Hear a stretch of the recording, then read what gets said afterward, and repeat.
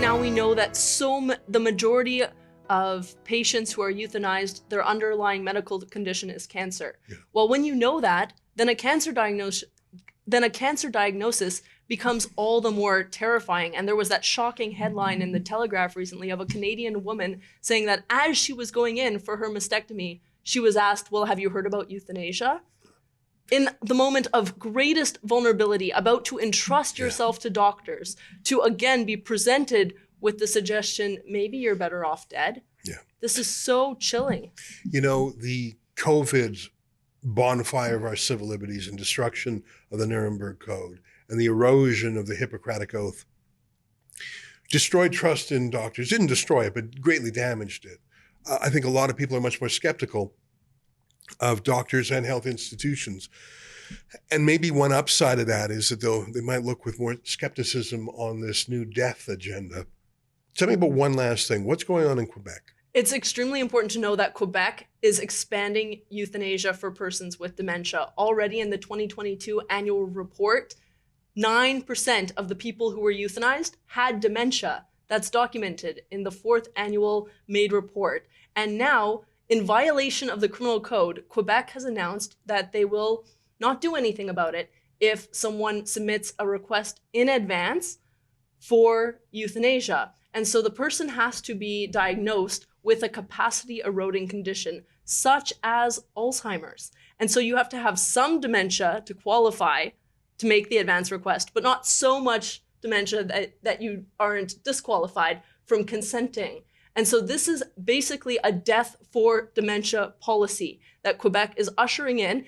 And because it's Quebec, the federal government is turning a blind eye to it mostly, except that they've actually said they're going to launch a national consultation on advance requests to maybe consider it nationwide.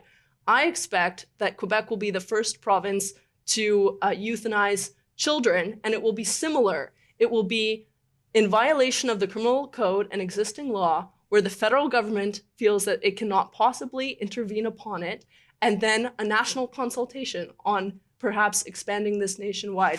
So we need to be extremely vigilant about this further erosion of the value of life and the specific dehumanization of persons with dementia. When this news broke, I got a request from some mainstream media saying, could you please point me in the direction of someone with dementia who can explain why their life is worth living? Imagine.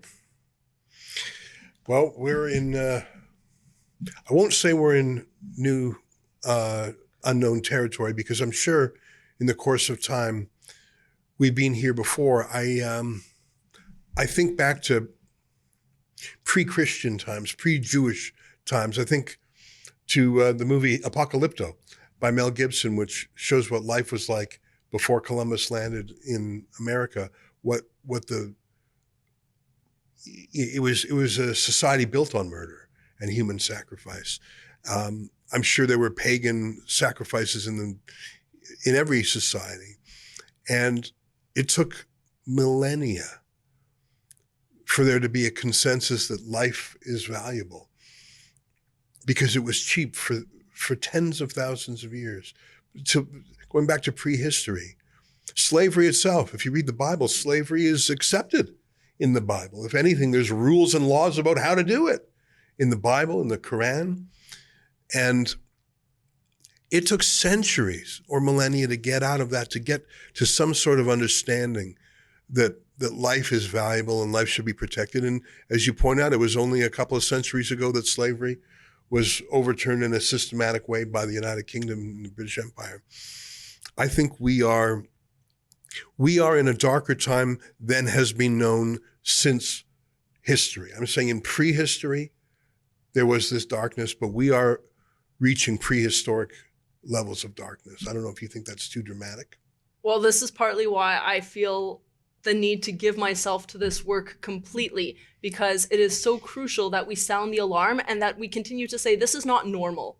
And I'm very heartened whenever I speak to people outside of Canada and I see the reactions on their faces when I share things that to which Canadians have largely become desensitized. They are my reminder, this is not natural, this is not normal, and also this is not going to last. And so the time outside of this country and speaking with other people really reinforces that to me. So how do folks follow what you're doing? So you can follow me on Twitter or X at Amanda Achtman, and my website dyingtomeetyou.com.